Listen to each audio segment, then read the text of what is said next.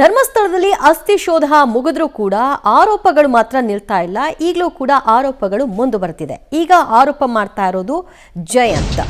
ದೂರುದಾರ ಜಯಂತ್ ಮತ್ತೆ ಸ್ಫೋಟಕ ಹೇಳಿಕೆಯನ್ನ ಕೊಟ್ಟಿದ್ದಾರೆ.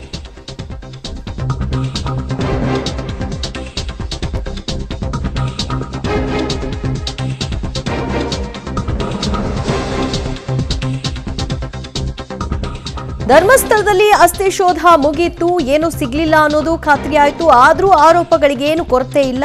ಇದೀಗ ಜಯಂತ್ ಒಂದು ಸ್ಫೋಟಕ ಆರೋಪವನ್ನ ಮಾಡಿದ್ದಾರೆ. ಸರಿಯಾದ ರೀತಿಯಲ್ಲಿ ಉತ್ಖನನ ನಡೆದ್ರೆ ಈಗಲೂ ಕೂಡ ಆ ಜಾಗದಲ್ಲಿ ಕಳೆ ಬರಹ ಸಿಗಬಹುದು ಅನ್ನುವ ಹೇಳಿಕೆಯನ್ನ ಕೊಟ್ಟಿದ್ದಾರೆ. ಚಿನ್ನಯ್ಯ ತೋರಿಸಿದ ಜಾಗದಲ್ಲಿ ಮೂಳೆಗಳು ಸಿಗಬಹುದು. ಉಜಿರೆಯಲ್ಲಿ ದೂರುದಾರ ಜಯಂತಿ ಕುರಿತಾಗಿ ಮಾತನಾಡ್ತಾ ಒಂದು ಹೇಳಿಕೆಯನ್ನ ಕೊಟ್ಟಿದ್ದಾರೆ. ಸರಿಯಾಗಿ ಶೋಧ ಆಗಿಲ್ಲ ಅಂತಂದ್ರೆ ಇನ್ಯಾವ ರೀತಿಯಲ್ಲಿ ಆಗಬೇಕು, ಇವರು ಬಯಸ್ತಾ ಇರೋ ರೀತಿ ಆದ್ರೂ ಏನು? ಚಿನ್ನಯ್ಯನನ್ನ ಎದುರಿಗೆ ನಿಲ್ಲಿಸ್ಕೊಂಡು ಅಷ್ಟೆಲ್ಲ ಉತ್ಖನನ ಮಾಡಿದ್ದಾರೆ. ಆತ ಹೇಳಿದಷ್ಟ ಆಳ ಅಗಲಕ್ಕೆಲ್ಲ ಕೊರೆದಿದ್ದಾರೆ. ಇನ್ನೇನು ಆಗಬೇಕಾಗಿದೆ? ಶವ ಹೂತಿಟ್ಟ ಜಾಗಕ್ಕೆ ಮಟ್ಟಣ್ಣನವರ್ ಕರೆದೊಯ್ದಿದ್ದ ಚಿನ್ನಯ್ಯ. ಎಲ್ರಿಗೂ ಜಾಗ ತೋರಿಸಿದ್ನಂತೆ ಚಿನ್ನಯ್ಯ. ಇಂತಿಂಥ ಜಾಗದಲ್ಲೇ ನಾನು ಹೂತು ಹಾಕಿದ್ದೀನಿ ಅಂತ ಹಿರಿಯ ಸ್ವಾಮೀಜಿಯವರನ್ನು ಕೂಡ ಸಂಪರ್ಕ ಮಾಡಿದ್ರಂತೆ. ಇದೇ ವಿಚಾರಕ್ಕೆ ಸಂಬಂಧಪಟ್ಟ ಹಾಗೆ ಸ್ವಾಮೀಜಿ ಬಳಿ ಎಲ್ಲವನ್ನ ಹೇಳಿದ್ರಂತೆ. ಉಜಿರೆಯಲ್ಲಿ ದೂರುದಾರ ಜಯಂತ್ ಕೊಡ್ತಾ ಇರುವ ಹೇಳಿಕೆಗಳಿದು. ಸರಿಯಾದ ರೀತಿಯಲ್ಲಿ ಉತ್ಖನನ ಆಗಿಲ್ಲ, ಇನ್ನೂ ಸರಿಯಾಗಿ ಶೋಧ ಮಾಡಿದ್ರೆ ಅಲ್ಲಿ ಅಸ್ಥಿ ಸಿಗುತ್ತೆ ಅನ್ನುವಂತಹ ಮಾತುಗಳನ್ನ ಆಡ್ತಾ ಇದ್ದಾರೆ. ಜೊತೆಗೆ ಈ ಹಿಂದೆಯೇ ಯಾವ್ಯಾವ ಸ್ಪಾಟ್ಗಳಲ್ಲಿ ಶವವನ್ನ ಹೂಳಲಾಗಿತ್ತು ಅನ್ನೋದಕ್ಕೆ ಸಂಬಂಧಪಟ್ಟ ಹಾಗೆ ಮಟ್ಟಣ್ಣನವರನ್ನ ಕರ್ಕೊಂಡು ಹೋಗಿ ಜಯಂತ್ ಜಾಗವನ್ನ ತೋರಿಸಿದ್ನಂತೆ. ಮತ್ತು ಆ ಜಾಗದಲ್ಲಿ ಹಿರಿಯ ಸ್ವಾಮೀಜಿಯವರನ್ನು ಕೂಡ ಸಂಪರ್ಕ ಮಾಡಿದ್ರಂತೆ. ಅವರ ಬಗ್ಗೆಯೂ ಕೂಡ ಎಲ್ಲವನ್ನು, ಅಂದ್ರೆ ಸ್ವಾಮೀಜಿ ಬಳಿ ಎಲ್ಲವನ್ನು ಕೂಡ ಹೇಳ್ಕೊಂಡಿದ್ನಂತೆ.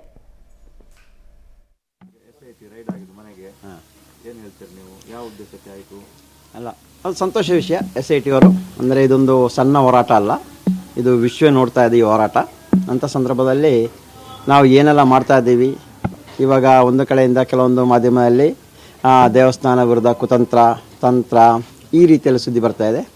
ಅವು ಜನರಿಗೆ ಗೊತ್ತಾಗಬೇಕಲ್ಲ ಸರಿ ಏನಂತ. ನಾವು ಯಾವ ರೀತಿಯಲ್ಲಿ ಕುತಂತ್ರ ಮಾಡ್ತಾ ಇದ್ದೀವಿ, ತಂತ್ರ ಮಾಡ್ತಾ ಇದ್ದೀವಿ ಅಂತ ಗೊತ್ತಾಗಬೇಕು. ಆ ರೀತಿಯಲ್ಲಿ ಬಂದಿದ್ದಾರೆ. ಅದು ಅಲ್ಲದೆ ಮಹೇಶಣ್ಣ, ಗಿರೀಶಣ್ಣ, ಜಯಂತ್ ಟಿ ಈ ಥರ ನಾವೆಲ್ಲ ಸೇರಿ ಒಂದು ಸೌಜನ್ಯ ಹೆಣ್ಣು ಮಗಳಿಗೆ, ಅದೇ ರೀತಿಯಲ್ಲಿ ಧರ್ಮಸ್ಥಳ ಗ್ರಾಮದಲ್ಲಿ ಆಗಿರುವಂಥ ಅತ್ಯಾಚಾರ ಕೊಲೆಗಳನ್ನು ತನಿಖೆ ಆಗಬೇಕು. ಅವರ ಒಂದು ಏನು ಆ ಕೊಲೆ ಆಗಿರುವಂಥ ಆ ಹೆಣ್ಣು ಮಕ್ಕಳಾಗಲಿ ಇನ್ನೊಬ್ಬರಾಗಲಿ ಭಿಕ್ಷುಕರಾಗಲಿ ಅವರ ಆತ್ಮಕ್ಕೆ ಶಾಂತಿ ಸಿಗಬೇಕು ಎಂಬ ಉದ್ದೇಶನ ಹೋರಾಟ ಮಾಡ್ತಾ ಇರೋದು. ನಾನಿಲ್ಲಿ ಸ್ಥಳೀಯ ಅಂದರೆ ನನಗೆ ಧರ್ಮಸ್ಥಳದಿಂದ ಒಂದು 27 ಕಿಲೋಮೀಟರ್ ದೂರ ಇರೋದು. ಪದ್ಮಲತಾ ನಮ್ಮವರು, ಅವರ ಮನೆ ಒಂದು 4 ಕಿಲೋಮೀಟರ್ ದೂರ ಇರೋದು. ಆಗ ನನಗೆ ಈ ಧರ್ಮಸ್ಥಳದಲ್ಲಿ ಆಗೋಗೋ ವಿಷಯ ಎಲ್ಲವೂ ಗೊತ್ತು, ಪ್ರತಿಯೊಂದು ಗೊತ್ತು, ಗ್ರೌಂಡ್ ಮಟ್ಟದಿಂದ ಗೊತ್ತು. ಅದಕ್ಕೋಸ್ಕರ ಈ ಮಹೇಶನ ಹೋರಾಟ ಮಾಡುವಾಗ ಅವರೊಂದಿಗೆ ನಾನು ಕೈ ಜೋಡಿಸಿದ್ದೀನಿ. ಅದರ ಮುಖಾಂತರ ಅವರೊಂದಿಗೆ ನಾನಿದ್ದೀನಿ. ಸತ್ಯ ನ್ಯಾಯಪರವಾಗಿ ಹೋರಾಟ ಮಾಡ್ತಾ ಇದ್ದೀನಿ. ಅಧರ್ಮ ನಶಿಸಬೇಕು, ಧರ್ಮ ಉಳಿಬೇಕು, ಇದು ಉದ್ದೇಶ. ಮಹೇಶನ ಮನೆಯಲ್ಲಿ ರೈಡು ಮಾಡಿದ್ದಾರೆ, ಮಹೇಶನ್ನು ಜೈಲಿಗೆ ಹಾಕಿದ್ದಾರೆ. ಅಂಥ ಸಂದರ್ಭದಲ್ಲಿ ನಮ್ಮನ್ನು ಜೈಲಿಗೆ ಹಾಕಿ ಟ್ರೈ ಮಾಡಿದ್ರು. ಆ ಅಣ್ಣಪ್ಪ ಸ್ವಾಮಿ, ಮಂಜುನಾಥ ಸ್ವಾಮಿ ಬಿಟ್ಟಿಲ್ಲ, ಎಲ್ಲರೂ ಇನ್ನೊಂದು 3-4 ದಿನ ಜೈಲಿಗೆ ಹಾಕ್ತಾರೆ. ಅಂಥ ಸಂದರ್ಭದಲ್ಲಿ ನಮ್ಮನ್ನು ಒಂದು ಬಂಧನ ಮಾಡಿ ಒಳಗೆ ಹಾಕಿ ಈ ಹೋರಾಟವನ್ನು ಹತ್ತಿಕ್ಕೋಣ ಅಂತ ನೋಡಿದ್ರು. ಆದರೆ ಹೇಳಿದ್ವಲ್ಲ, ಆ ದೇವತೆಗಳು ಯಾರು ನಮ್ಮನ್ನು ಕೈ ಬಿಟ್ಟಿಲ್ಲ.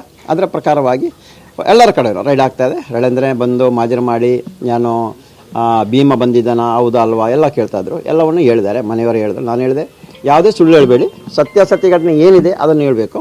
ಮತ್ತು ಇವ SIT ಅವರು ಬರುವಾಗ ತಮ್ಮ ಮಾಧ್ಯಮ ಮಿತ್ರನಾಗಿ ಕರೆ ಮಾಡ್ತಾಯಿದ್ರು, ಮನೆಗೆ ಹೋಗ್ತಾಯಿದ್ರು ಹೌದಾ ಅಂತ. ನಾನು ಹೇಳಿದೆ ಗೊತ್ತಿಲ್ಲ, ನನಗೆ ಯಾವುದೇ ಮಾಹಿತಿ ಇಲ್ಲ. ಇದು ದೂರುದಾರ ಜಯಂತ್ ಹೇಳ್ತಾ ಇರುವ ಮಾತು. ನಿನ್ನೆ ಅಷ್ಟೇ SIT ಟೀಮ್ ಚಿನ್ನಯ್ಯನನ್ನ ಕರ್ಕೊಂಡು ಹೋಗಿ ಇವ್ರ ಮನೆಯಲ್ಲಿ ಹುಡುಕಾಟವನ್ನು ನಡೆಸಿತ್ತು. ಅದಾದ ನಂತರದಲ್ಲಿ ಒಂದಷ್ಟು ಹೇಳಿಕೆಗಳನ್ನ ಕೊಟ್ಟಿದ್ದಾರೆ. ನಮಗೆ ಅಧರ್ಮ ಅಳಿಬೇಕು, ಧರ್ಮ ಉಳಿಬೇಕು, ನಮ್ಮ ಹೋರಾಟ ನಡೀತಾ ಇರುತ್ತೆ. ಧರ್ಮಸ್ಥಳದಲ್ಲಿ ಆಗು ಹೋಗುಗಳೆಲ್ಲವೂ ಕೂಡ ನನಗೆ ಸರಿಯಾಗಿ ಗೊತ್ತಿರೋದ್ರಿಂದ ಮಹೇಶ್ ಹೋರಾಟದಲ್ಲಿ ನಾನು ಕೂಡ ಅವರಿಗೆ ಬೆಂಬಲವಾಗಿ ನಿಂತಿದ್ದೀನಿ. ಸೌಜನ್ಯಗೆ ನ್ಯಾಯ ಸಿಗಬೇಕು ಅಂತ ಅವರು ಹೇಳ್ತಾ ಇದ್ದಾರೆ. ಸೌಜನ್ಯ ಕೇಸ್ಗೂ ತಲೆಬುರುಡೆ ಕೇಸ್ಗೂ ಸಂಬಂಧ ಇಲ್ಲ ಮತ್ತು ಈ ರೀತಿಯ ಹೋರಾಟದ ಮೂಲಕವಾಗಿ ಸೌಜನ್ಯಗೆ ನ್ಯಾಯ ಒದಗಿಸಲಿಕ್ಕೆ ಸಾಧ್ಯ ಇಲ್ಲ ಅಂದು ಕೂಡ ಗೊತ್ತಿರಬೇಕು. ಆದರೂ ಅದೇ ನೆಪ